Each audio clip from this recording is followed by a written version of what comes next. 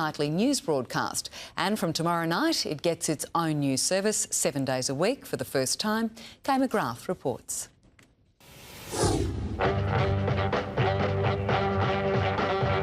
The same year television news began in Queensland, the first high-rise, Kinkaboo, was soaring above surfers' paradise. When big stories broke on the coast, Brisbane crews would drive south or employ part-time Gold Coast cameramen. It appears that the battle for the Gold Coast is over and the sea has won. But in the early 80s, Channel 7 became the first network to set up a Gold Coast television bureau with full-time staff. Ross Thompson was the first full-time reporter. News on the Gold Coast changed dramatically because it was local people telling Gold Coast people news that they wouldn't otherwise have got. Around the same time, Rod Young began driving from his Gold Coast home to Brisbane.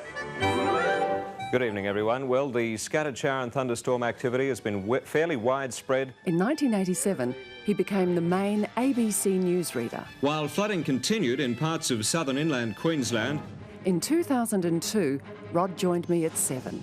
Tonight, it's my pleasure to welcome Rod Young to the team. Thank you, Kay. I'm looking forward to it. After reading the news on his own for so long, the hardest part was learning to share. Because, of course, we had to take turns. And after 20 plus years doing it solo, I was ready to launch into everything that came up every single time the light came on the camera. But after a 14-year successful partnership, go well on the Gold Coast. Well, we love you. Thank you.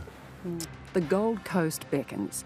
The first 7-day-a-week local news service at 5:30.